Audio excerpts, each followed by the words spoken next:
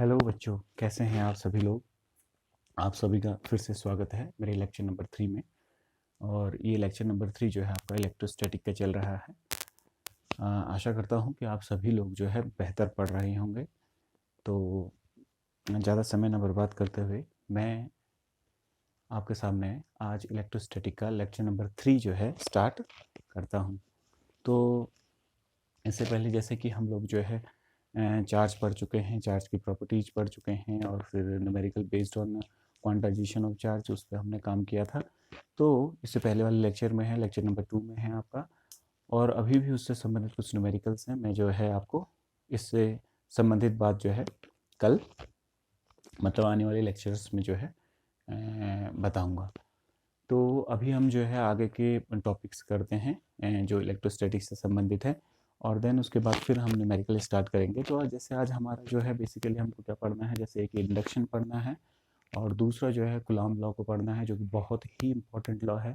और ये पूरा चैप्टर ही ऑलमोस्ट जो है कूलॉम लॉ से ही संबंधित है।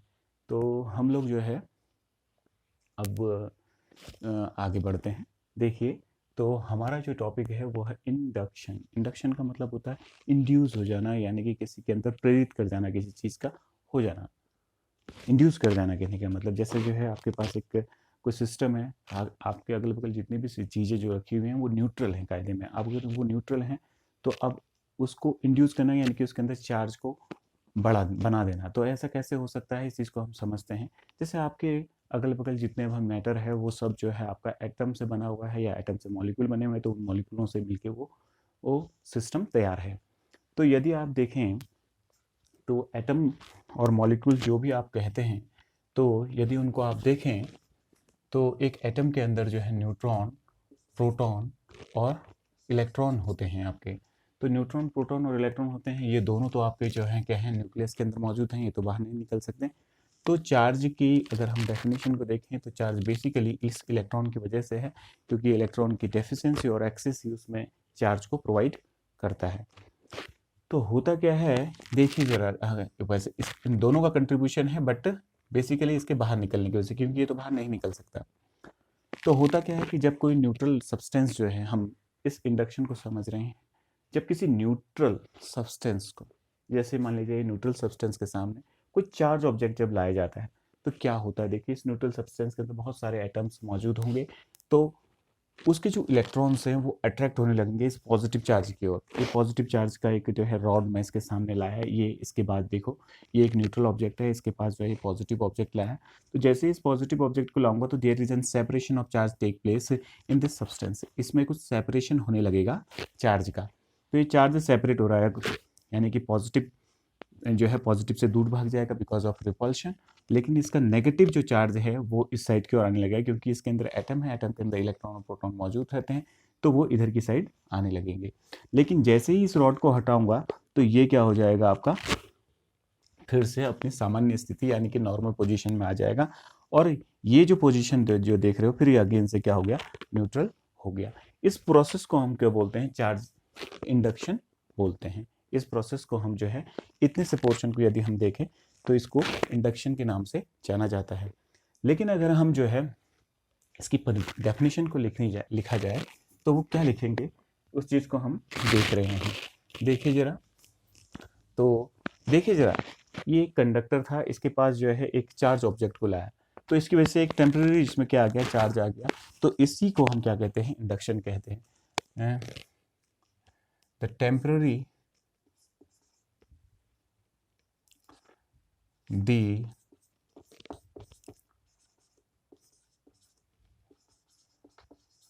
Electrification, electrification.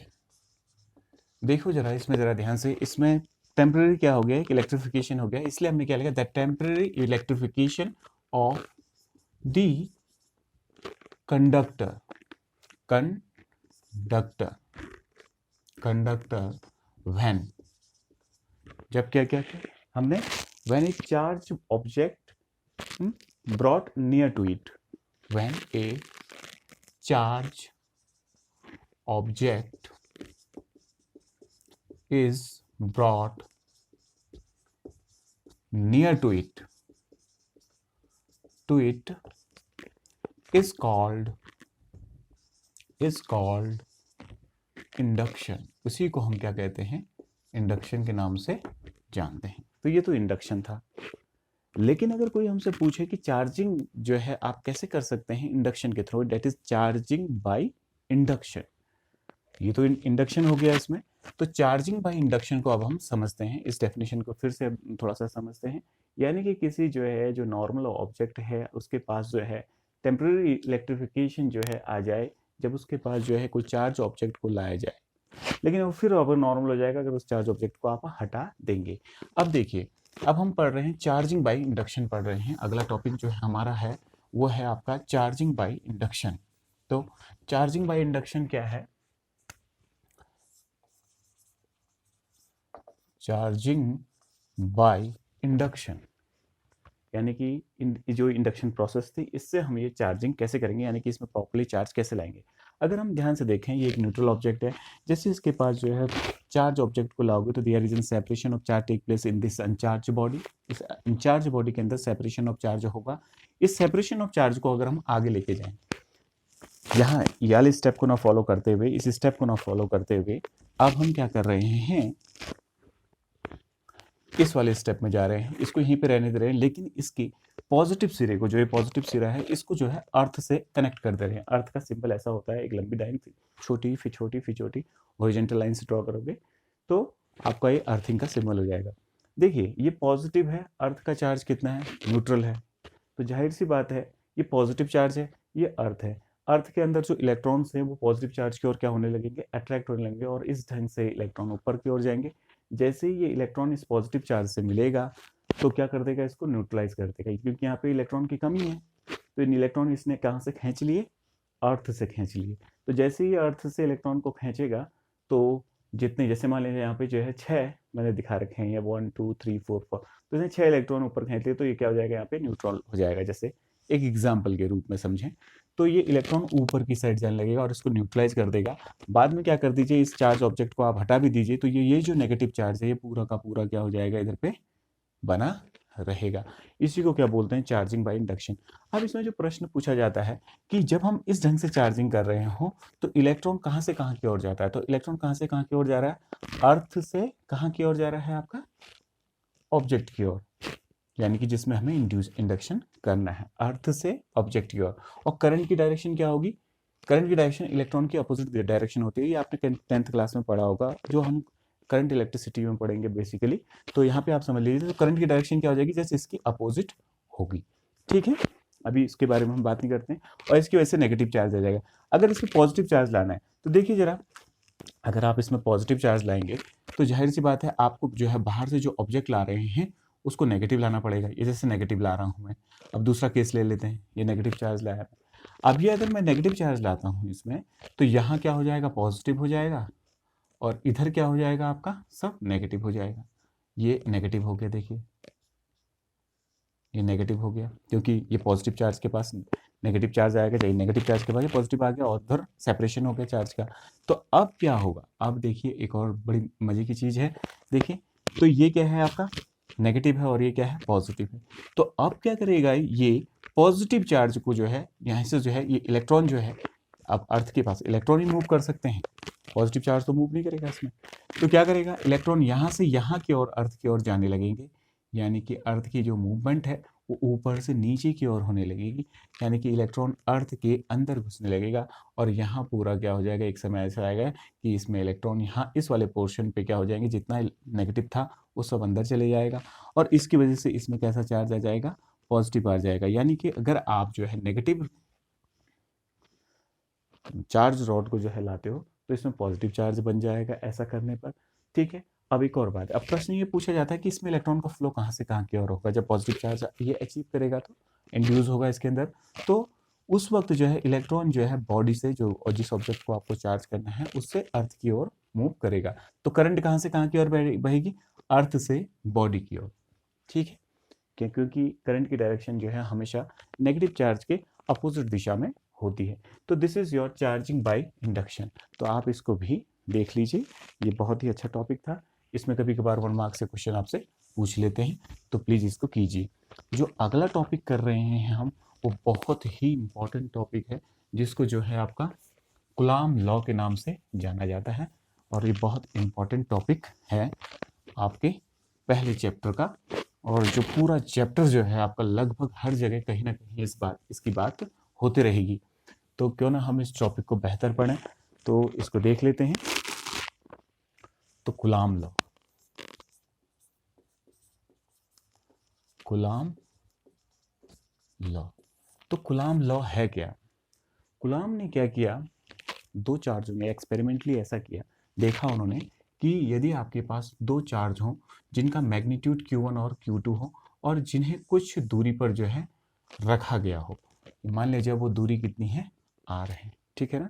If two charges, one is your Q1 that is having magnitude Q1 and second charge having magnitude Q2 are separated by a distance small r, let this whole system be in air और vacuum, ऐसा आप मान के चलें, ठीक है, बाद में देखते हैं।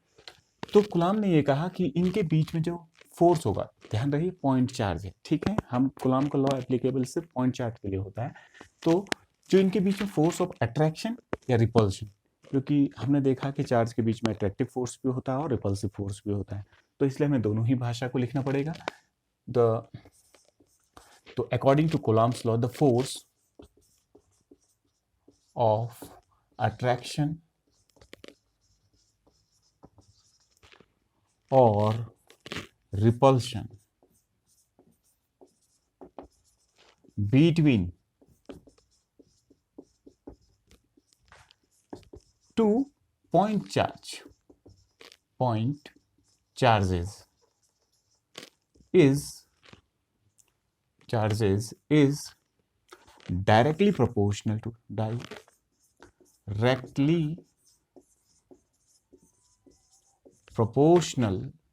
to the magnitude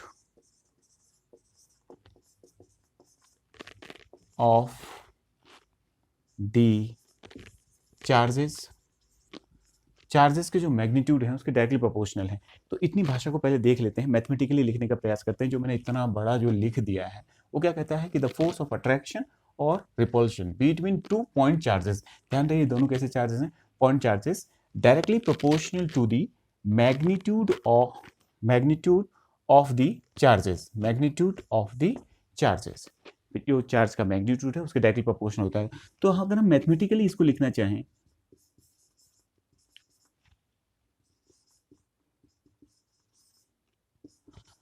मैथमेटिकली अगर इसको लिखना चाहें तो मैथमेटिकली जो है ये जो है कैसा हो जाएगा, देखिए जो फोर्स है, let the force between these to, let it be capital F, this force is directly proportional to the product of the magnitude of these 2 point charges, that is one has a magnitude of Q1 and the other has a magnitude of Q2, and the product of these two can be written as Q1 into Q2, and this thing is proportional to F, or F is directly proportional to this, that is the product of these two, ठीक है।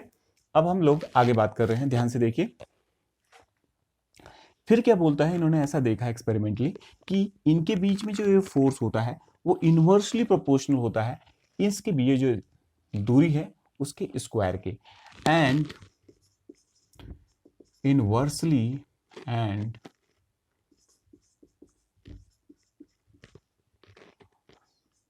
Proportional to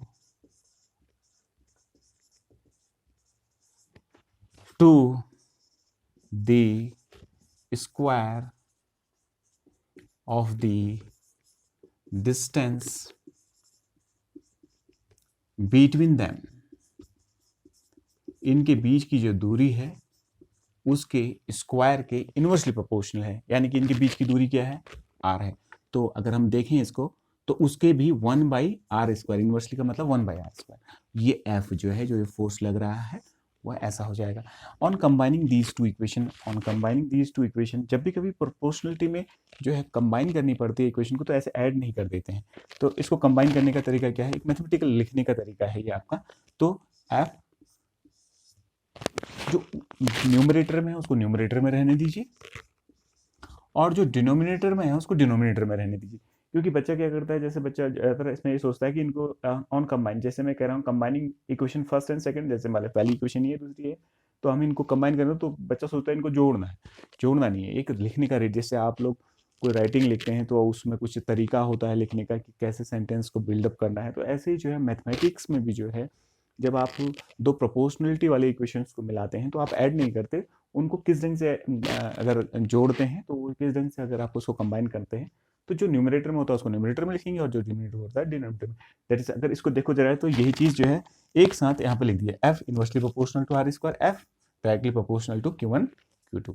अगर हम इसको ऐसा लिख देते हैं, देखिए जरा कंबाइनिंग का मतलब अगर ऐसा समझते हैं तो Q1 Q2 प्लस 1/r², तो ये डायरेक्टली प्रोपोर्शनल टू 1/r² नहीं आता।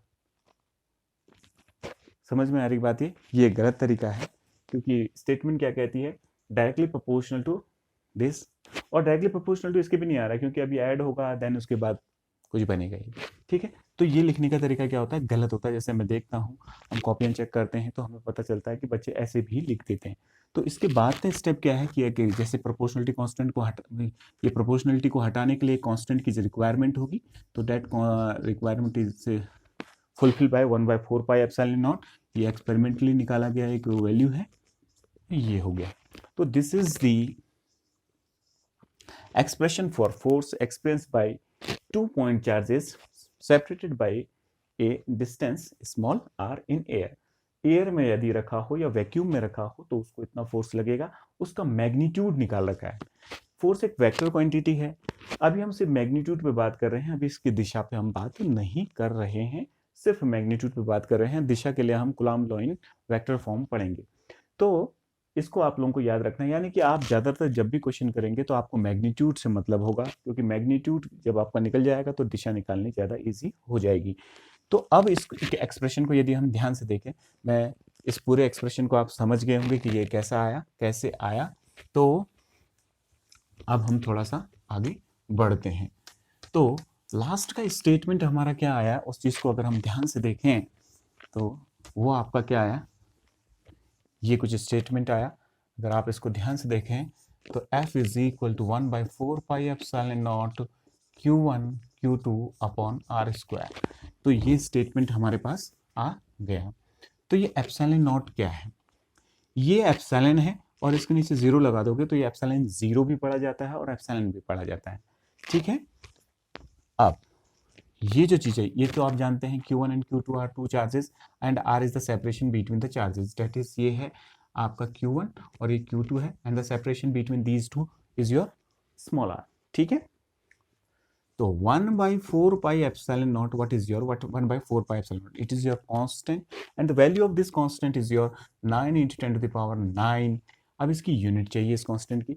देखिए जरा, इसको अपने दिमाग में बना लीजिए, इसको निकालना ना, इसकी यूनिट निकालनी है। ये एक्सप्रेशन है आपके पास, आपने 11th में पढ़ा हुआ कैसे निकालते हैं यूनिट, तो इसको ऐसे करके अपने दिमाग में रखिए। तो जिसको निकालना होता है उसको वहीं पर रहने दीजिए, इसको यहाँ मल्टीप्लाई कीजिए, इसको यहाँ मल्टीप्लाई कीजिए, तो यहाँ पे सिर्फ ये रह जाएगा, यानी कि राइट हैंड साइड में आपके। तो इसको निकाल रहे हैं तो ये इधर मल्टीप्लाई पर FR² अपॉन Q1 Q2 आएगा। ठीक है, तो F की यूनिट क्या होती है, न्यूटन। R की यूनिट क्या होगी आपकी, R एक डिस्टेंस है, जाहिर सी बात है डिस्टेंस आप मीटर में मेजर करते हैं। तो ये कितना हो जाएगा आपका स्क्वायर, क्यों, मीटर का स्क्वायर है। कूलॉम को कैसे, यानी कि चार्ज को कैसे मेजर करते हैं, कूलॉम में मेजर करते हैं, उसका भी क्या हो गया स्क्वायर, इसकी यूनिट होगी। ध्यान रही, ये वैल्यू जो है एयर के लिए है। ठीक है, तो ये हमारे पास पूरा एक्सप्रेशन हो गया। और जहाँ पे एप्सिलॉन नॉट है, ये एक परमिटिविटी है। अब कहाँ की परमिटिविटी है, अब इसको समझना है हमको।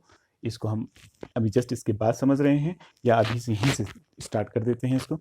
देखिए, ये तो जो पॉइंट चार्जेस रखे गए हैं, पॉइंट चार्जेस जो आपके रखे गए हैं, ये जो पॉइंट चार्ज हैं, इनके बीच में जो स्पेस है, ये कितना अलाउ कर रहा है इस पर्टिकुलर फोर्स को, that will give the sense of permittivity. That is the space between the two charges, the space between the two charges that allow how much it permit, ऐसा कह सकते हैं, how much it permit this electric force, that will give the sense of permittivity। वो permittivity होता है, लेकिन ये free space की है। फ्री स्पेस कहने का मतलब वैक्यूम या एयर की है। ठीक है, तो उसके लिए इसकी जो वैल्यू होती है, जो हम जो एक्सपेरिमेंटली जो हमने कैलकुलेट किया हुआ है, तो वो 8.85 × 10⁻⁻⁴ -12। अगर इसकी यूनिट चाहिए तो इसको इधर लेके जाइए, बाकी चीज़ों को नीचे लेके आइए, तो कूलाम स्क्वायर नीचे आ जाएगा न्यूटन मीटर स्क्वायर। इसके आगे ये सिर्फ जो है आपका वैक्यूम के लिए ही लागू है, इसको आपको समझना है। तो what is the permittivity of this space, अब इसके बारे में हम बात कर रहे हैं। असल में ये जो स्पेस है, इसके बीच का जो स्पेस है, मान लीजिए इसके बीच में जो है किसी ने जो है पानी भर दिया या कुछ डाल दिया, तो आप खुद सोचिए ये फोर्स तो इफेक्ट हो जाएगा, ठीक है, क्योंकि इसमें भी इलेक्ट्रिफिकेशन होने लगेगा। तो जब इलेक्ट्रिफिकेशन इसकी वजह से, इसमें अभी इंडक्शन हमने पढ़ा था, इलेक्ट्रिफिकेशन की वजह से ये जो है उतना मजबूती से इस पर फोर्स नहीं लगा पाएगा, ठीक है, जो ये फोर्स की वैल्यू है, तो उसकी वजह से वैल्यू क्या करती है, इफेक्ट करती है ये जो परमिटिव, तो इसलिए इनवर्स में आएगा कुछ, यानी कि इसलिए इसका सेंस जो है इनवर्स में, क्योंकि जैसे ही इस मैटर को हम यहाँ पे रखते हैं तो ये मैटर जो है इसमें कुछ इंडक्शन करेगा और इसको भी चार्ज करने की कोशिश करेगा, और इसको चार्ज, क्योंकि हर चीज़ किसी ना किसी मटेरियल से बनी है और उसमें इलेक्ट्रॉन, प्रोटॉन और न्यूट्रॉन मौजूद हैं, तो इलेक्ट्रॉन और प्रोटॉन्स हैं, तो वो अट्रैक्ट होंगे, तो उसकी वजह से ये फोर्स जो है पूरा का पूरा इसमें ना लग के कुछ इसकी वैल्यूज में क्या आ जाएगा, कमी आ जाएगी। तो वो ये जो मीडियम है ये कितना परमिट कर रहा है कहने का मतलब, क्योंकि इसके इंसर्ट करने की वजह से ही जो है फोर्स में उसमें क्या आया था, बदलाव आया था। जब ये नहीं था, ये चीज इसके अंदर मौजूद नहीं थी, तब तो हमने डायरेक्ट ये लिख दिया था। लेकिन जैसे ही आप इसके अंदर कुछ इंसर्ट करेंगे, आप कुछ डालेंगे इसके अंदर, तो जैसे ही डालेंगे इसके अंदर, तो डालने से क्या होगा, ये जो फोर्स है अब ऐसा ना रहे कि इसमें कुछ कमी आ जाएगी, तो इसलिए इनवर्सली है प्रोपोर्शनल टू, ये देखो इनवर्सली प्रोपोर्शनल टू परमिटिविटी है। तो ये परमिटिविटी लेकिन मटेरियल के ऊपर डिपेंड रहती है, इसलिए कांस्टेंट के रूप में, क्योंकि मटेरियल तो आप बदलते रहते हैं, तो इसके मटेरियल के अकॉर्डिंग ये बदलता रहेगा। तो अब हम इसको थोड़ा सा और बेहतर समझने की कोशिश करते हैं। तो अगर इसमें कोई दूसरा मटेरियल, जैसे मान लीजिए ये तो एयर में है, ये जो एक्सप्रेशन निकला है इन एयर, एयर में है, इन ए मीडियम, अब कोई दूसरा मीडियम डाल देते हैं, इन ए मीडियम, मीडियम मान लिया जाए। अब जो है ये दोनों चार्ज ऐसे ही रखे हुए हैं आपके, जैसे वन इज योर Q1, अंदर one has a magnitude of Q2 and they are separated by distance small r। अब इसके बीच में कुछ डाल दिया गया, ये कुछ भर दिया गया, ठीक है, और तब इसका एक्सप्रेशन कैसा हो जाएगा, देखो ये वैक्यूम में था, एयर में था, या वैक्यूम में ले लीजिए, तो मैं इसको वैक्यूम में ले रहा हूं, ठीक है, और ये जो है आपका, अब जो मैंने किसी मीडियम में डाला, तो MED मीडियम में आ गया, तो ये कैसा हो जाएगा ये एक्सप्रेशन, कूलाम लॉ तो आप लोग समझ गए होंगे। अब हम थोड़ा सा उससे आगे इसको समझने का प्रयास कर रहे हैं। तो F मीडियम कितना हो जाएगा, 1/4 पाई, ये तो सेम चीज है, लेकिन अब इस मीडियम की, क्योंकि एयर की तो जो है एप्सिलॉन नॉट थी, तो इस मीडियम की क्या होगी, डेट इज कॉल्ड एप्सिलॉन। जब हम सिंपली ऐसे बनाते हैं तो ये सिर्फ एप्सिलॉन कहलाता है। तो फिर क्या हो जाएगा, Q1 Q2 upon R square, ये आपको समझना है। अगर हम इन दोनों एक्सप्रेशनों को ध्यान से देखें और इनको डिवाइड कर देते हैं, तो हमें एक नई चीज का मिलेगी, उस चीज को आप लोगों को याद रखना है। तो F vacuum dividing equation first by second, dividing equation first by second we have. तो अगर हम इसको डिवाइड करते हैं तो ध्यान से देखिए हमारे पास क्या एक्सप्रेशन आता है, F क्या है, वैक्यूम अपॉन F मीडियम, ये आ गया। तो F वैक्यूम कितना है आपके पास, इतना निकला था, तो 1/4 pi epsilon not Q1 Q2 upon R square this, और 1/4 pi epsilon Q1 Q2 upon R square, this R square this R square cancel this, ये तो सर नॉर्मल कैलकुलेशन है, तो सभी लोग जानते होंगे। 1/4 pi epsilon not 1/4 pi epsilon not, तो ये एप्सिलॉन नॉट ऊपर चले जाएगा, तो एप्सिलॉन ऊपर चले जाएगा, तो एप्सिलॉन अपॉन एप्सिलॉन नॉट। तो हमारे पास जो एक्सप्रेशन आया, जरा ध्यान से देखिए आप, F vacuum upon F medium, ठीक है, इज इक्वल टू, अगर हम इसको ध्यान से देखें तो ये कैसा नजर आता है, देखो एप्सिलॉन अपॉन एप्सिलॉन नॉट, ये नई चीज है आगे, देखो ये quantity, it is called relative permittivity. तो रिलेटिव परमिटिविटी क्या है, the permittivity of any medium, किसी भी मीडियम का का ratio, the permittivity of any medium, it is the ratio of permittivity of any medium to the permittivity of air और vacuum. ये permittivity of air है, ये किसी मीडियम की है, तो इसका रेशियो को हम क्या कहते हैं, रिलेटिव परमिटिविटी कहते हैं। तो इसको एप्सिलॉन, ये आ गया, इसको हम लोग जो है ऐसा कोई कोई बुक जो है के से भी डिनोट करती है। तो अगर हम ध्यान से देखें, अगर इस एक्सप्रेशन को से हम कुछ एक्सप्रेशन निकालना चाहें, पहला एक्सप्रेशन आया epsilon naught, epsilon upon epsilon not is equal to relative permeability.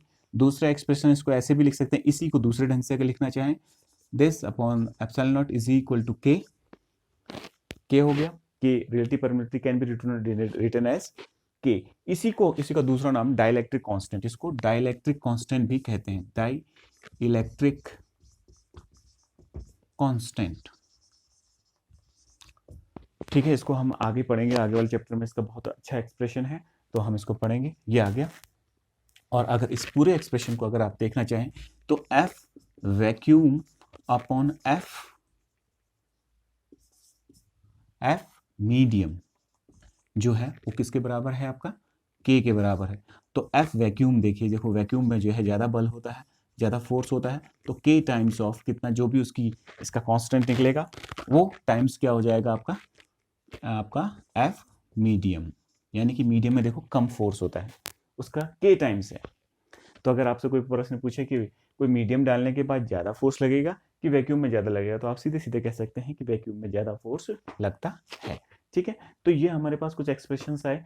तो ये रिलेटिव परमिबिलिटी है। तो रिलेटिव का मतलब क्या होता है कि देखो हम सबकी परमिबिलिटी तो याद नहीं रख सकते, अगर रिलेशन में हम किसी चीज़ को रखते हैं तो वो बहुत अच्छा रहेगा, ईजी रहेगा। जैसे मान लिया जाए हमें जो है क्या करना है, इस पूरे सिस्टम को जैसे मान लीजिए वाटर में डाल दिया, तो वाटर की जो डाइलेक्ट्रिक होता है के होता है या रिलेटिव परमिबिलिटी होती है वो 80 होती है। ठीक है, तो उसका अगर एप्सिलॉन हमें चाहिए तो देखो ये हो गया आपका epsilon not into upon 80, relative permeability ये है आपकी, तो एप्सिलॉन इज इक्वल टू कितना हो जाएगा 80 टाइम्स ऑफ एप्सिलॉन नॉट, ये आ जाएगा। समझ रहे होंगे बात को। तो इस ढंग से जो है हम इस एक्सप्रेशन को समझ सकते हैं। अब एक बहुत इंपॉर्टेंट बात यहाँ से पता चली, देखो जरा, epsilon is upon epsilon not that is relative permittivity is equal to K. इससे बहुत सारी बुक इसी एक्सप्रेशन को किसी मीडियम के लिए, यदि किसी मीडियम के लिए अगर इस एक्सप्रेशन को लिखना हो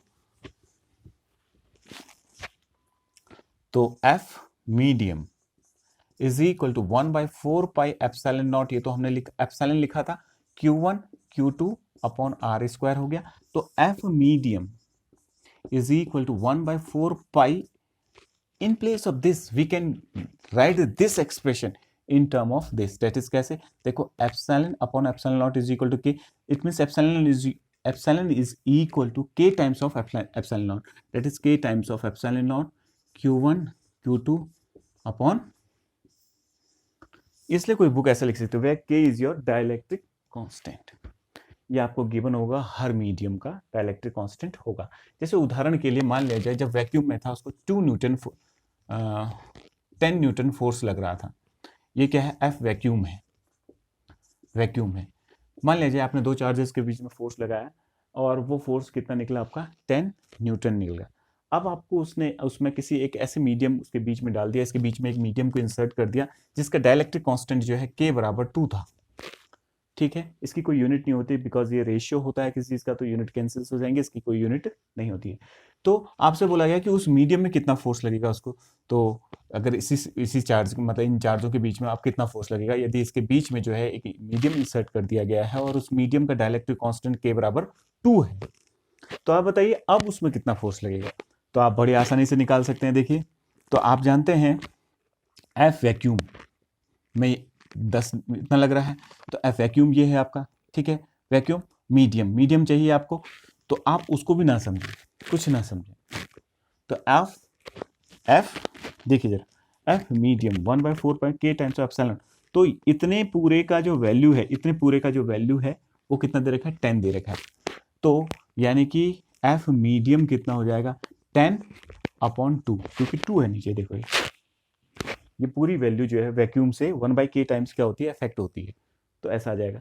नहीं तो हमारे पास ये एक्सप्रेशन, ये फॉर्मूला याद है, मैं नहीं समझता कि किसी हर बार जो है आप बहुत सारे फॉर्मूलेज को जो है यूज़ करो। आप ये देखिए के टाइम्स जो है डिक्रीज कर जाता है, 1/k टाइम्स जो है डिक्रीज कर जाता है, तो 1/k कर दीजिए, दैट इज 5 न्यूटन हो जाएगी। देखो बल कम हो गया, तभी देखो ये वैक्यूम में जो है क्या है आपका के टाइम्स ज़्यादा है।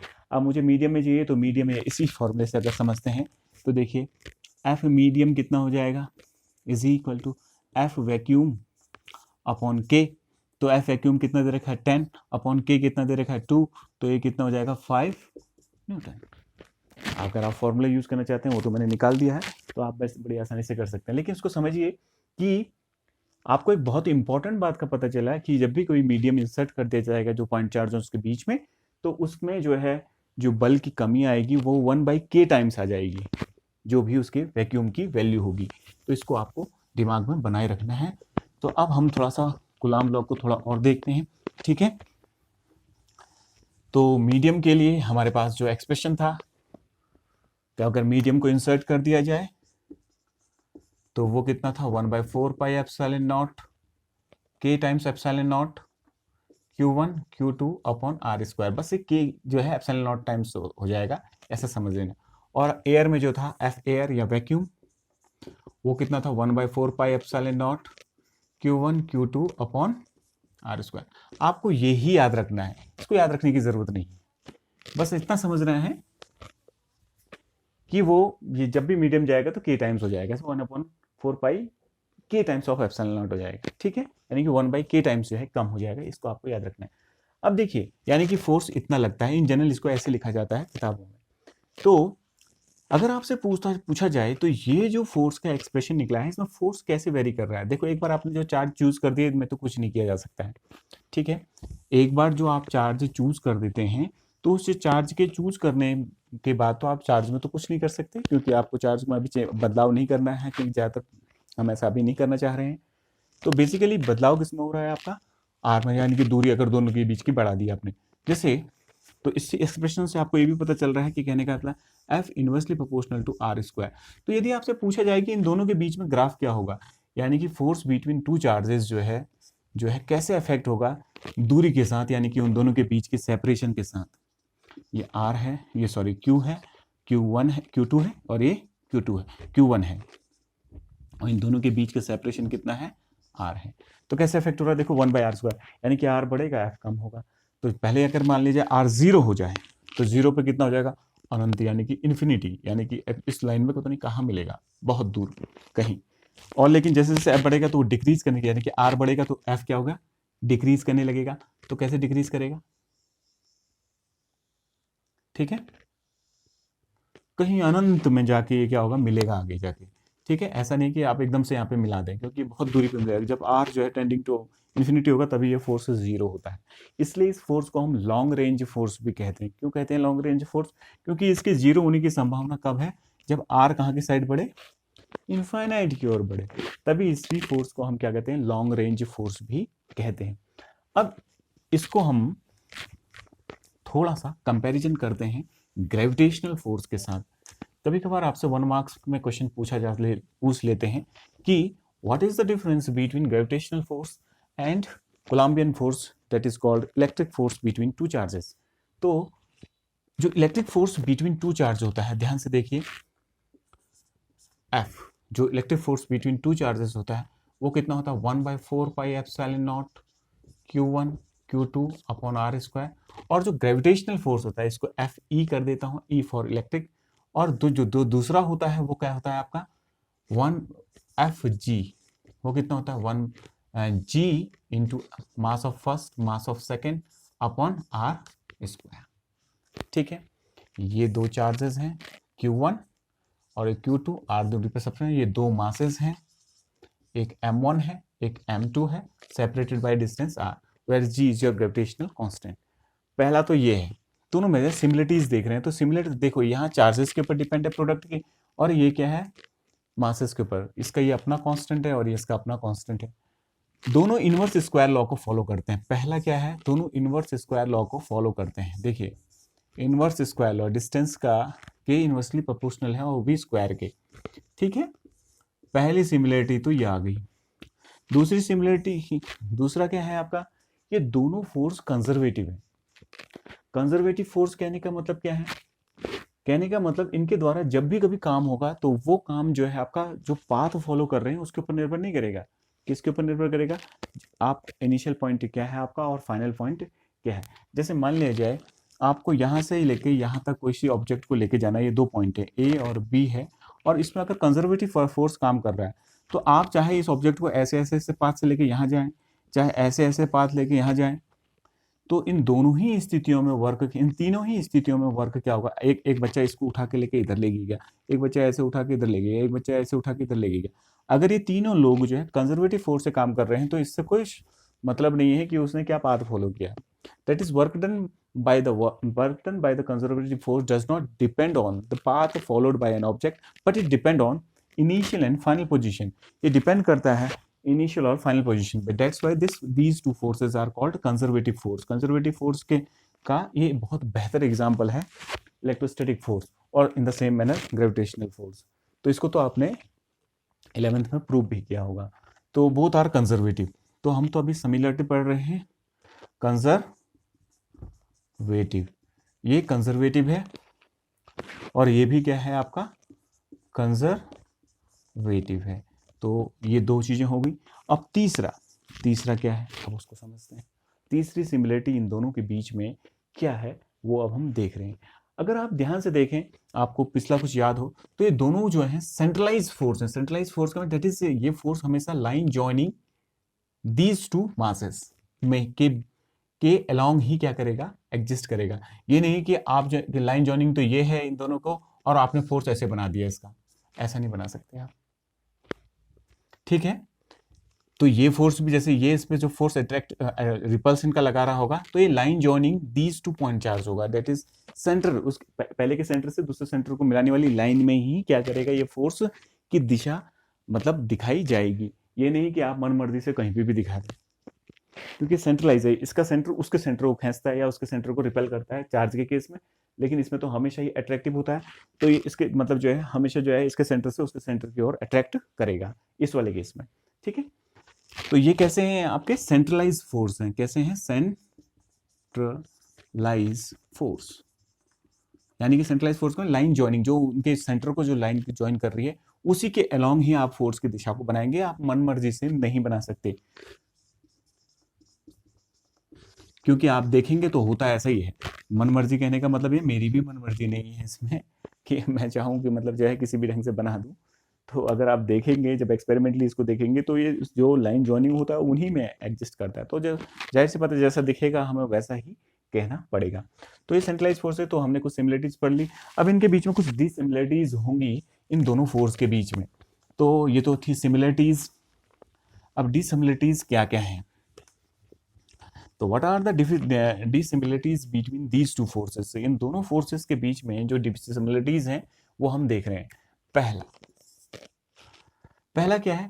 ये अट्रैक्ट, ये जो है आपका चार्जेस के बीच में जो फोर्स होता है, आपने देखा था लाइक चार्जेस क्या करते हैं, रिपेल करते हैं, अनलाइक चार्जेस क्या करते हैं, अट्रैक्ट करते हैं। तो लाइक चार्ज यानी कि अट्रैक्टिव भी होता है, ये रिपल्सिव होता है। तो अट्रैक्टिव और रिपल्सिव होता है। तो अट्रैक्टिव और रिपल्सिव,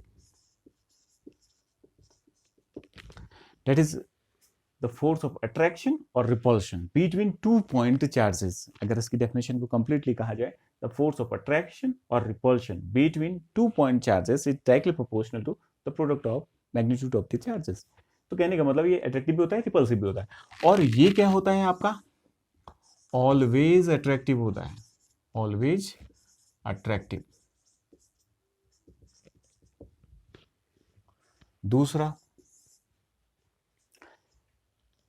दूसरा जो बेसिक अंतर इन दोनों के बीच में है, ये चार्ज के ऊपर डिपेंड करता है, वो मास के ऊपर डिपेंड करता है। It is depend on charge. और एक इसके ऊपर डिपेंड करता है मास। ये तो सीधा सीधा सा नजर आ रहा है, इसको तो कोई भी बच्चा लिख सकता है। तीसरा क्या है? ये इसके मैग्नीट्यूड पे, इसके चार्ज पे कोई इफेक्ट नहीं आएगा, यानी कि वेलोसिटी का कोई इफेक्ट नहीं होगा इसके फोर्स पे।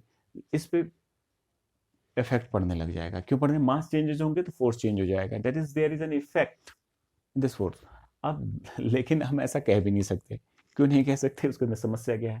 क्योंकि हम पढ़ रहे हैं इलेक्ट्रोस्टैटिक। इलेक्ट्रोस्टैटिक नाम रखने का ही मुख्य मकसद ये था क्योंकि ये जो फोर्स है ये एप्लीकेबल सिर्फ जो है किस में है, पॉइंट चार्जेस में ही एप्लीकेबल है, और मोशन में नहीं एप्लीकेबल। मोशन में एप्लीकेबल इसलिए नहीं है क्योंकि जैसे ही चार्ज चलने लगता है तो अपने साथ कुछ नई चीजें भी लेके आ जाता है। कैसे? Whenever A charge is running it will develop a current को डेवलप कर देगा, और उस करंट के कारण एक नई चीज डेवलप होगी, नई फिजिकल क्वांटिटी डेवलप होगी। That particular physical quantity is called magnetic effect, यानी मैग्नेटिक फील्ड को डेवलप कर देगा। तो इसलिए ये तो सिर्फ स्टेशनरी में एप्लीकेबल है, ये किसी भी कंडीशन में एप्लीकेबल है। ठीक है, तो तीसरा अंतर क्या है? It is always applicable for stationary point charge. कैसी है? स्टेशनरी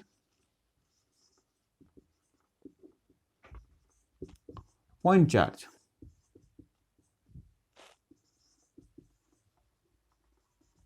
और ये applicable at any point in the universe, कहीं पे भी आप लगा लो।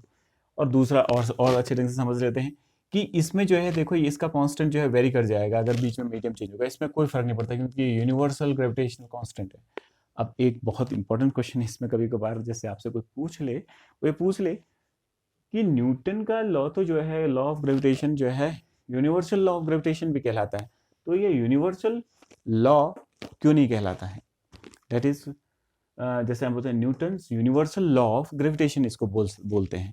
इसको हम ऐसा क्यों नहीं, coulomb universal law of electric charge, ऐसा क्यों नहीं कहते? क्योंकि ये जो है पूरे यूनिवर्स में जो है एक जैसा नहीं रह पाता है, ये हर जगह यूनिवर्स के किसी पार्ट में इसी ढंग से एप्लीकेबल है। तो इसलिए जो है इसको यूनिवर्सल लॉ कहते हैं, इसको यूनिवर्सल लॉ नहीं कह सकते हैं।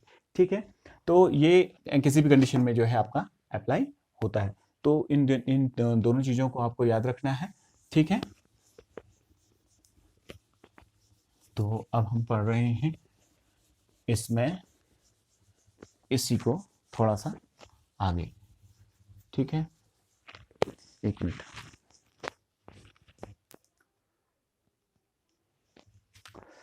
तो इससे आगे के जो न्यूमेरिकल्स हैं अभी हम लोग जो है कल जो है स्टार्ट करेंगे, क्योंकि कूलाम लॉ में अभी वेक्टर फॉर्म को भी इंट्रोड्यूस करना है। वेक्टर लॉ फॉर्म को इंट्रोड्यूस करने के लिए हम लोग को बेसिकली पहले क्या करना पड़ेगा, थोड़ा सा और कूलाम लॉ को पढ़ना पड़ेगा। तो कल हम कूलाम लॉ को फिर दोबारा पढ़ते हैं। तो आज के लिए इतना ही। Thank you.